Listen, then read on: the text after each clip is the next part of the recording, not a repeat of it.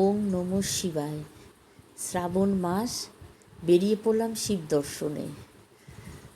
সোজা চলে এলাম এই মন্দির দর্শনে। এই মন্দিরটি হচ্ছে নিমতলা স্ট্রিটে, মানে মানিকতলা থেকেও অটো আসে সরাসরি, আর কেউ যদি শোয়াবাজার মেট্রো স্টেশন থেকেও বিডন স্ট্রিট হয়ে আসে তাতেও অসুবিধে নেই, সরাসরি অটো চলে আসবে।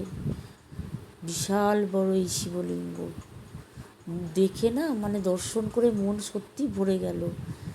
শোনা কথা, শিব যাতে চলে না যায় ওনাকে বেঁধে রাখা হয়েছে শিকল দিয়ে। আপনারা হয়তো দেখতেও পাচ্ছেন, ওপরে একদম উপরে বাঁধা রয়েছে। সিঁড়িতে, এমনিতে তো জল ঢালা যায় না, সিঁড়ি করেছে, সিঁড়িতে উঠে বাবার মাথায় তবে জল ঢালতে হয়। সত্যি পুরো শ্রাবণ মাসটা এত সুন্দর করে ওনারা সাজিয়ে তোলেন বাবাকে। আপনারাও পারলে একবার ঘুরে যান। ও আরেকটু দুপা গেলেই ভূতনাথ মন্দির। ভূতনাথ মন্দিরও এখান থেকে দর্শন করতে আপনারা পারবেন। একটা সরু রাস্তা আছে, রাস্তাটার একটু কিছুটা গেলেই 2 মিনিটের রাস্তা, 2-3 মিনিট হাঁটা পথ হাঁটলেই আপনারা বাবার দর্শন করতে পারবেন। বাইরেটা ঘুরলাম, ঘুরে দেখছি অনেক পুরনো মন্দির। শিব দর্শন করে সোজা আমরা অটো ধরলাম। অটো ধরে চলে এলাম গণেশ টকি।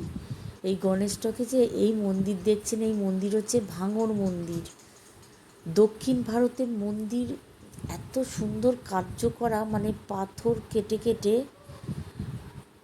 মানে আপনারা না দেখলে কাছ থেকে। মন্দিরের ভেতরে তো ভিডিও করতে আমি গেছিলাম, এটা তো দূর থেকে অতটা বোঝা যাচ্ছে না, কিন্তু যেহেতু জানেন এখনকার কোনো মন্দিরেই ছবি তোলা বারণ থাকে, নিষেধ থাকে, সেই জন্য আমি ভেতরে যেতে পারিনি। যেটুকুনি পেরেছি বাইরে থেকে দেখিয়েছি। অনেকটা জায়গা, প্রচুর জায়গা, আর শান্ত পরিবেশ, বসলেও মনটা ভরে যায়। আমি শুধু ঘুরে ঘুরে দেখছি পাথরকে খোদাই করে করে এত সুন্দর কারুকার্য করেছি।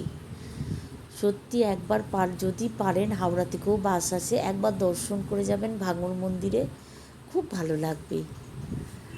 আপনারা সবাই ভিডিওটি শেয়ার করে দেবেন, লাইক করে দেবেন, এবং ভালো লাগলে সঙ্গে থাকুন। সবাই ভালো থাকুন, সুস্থ থাকুন। Thank you.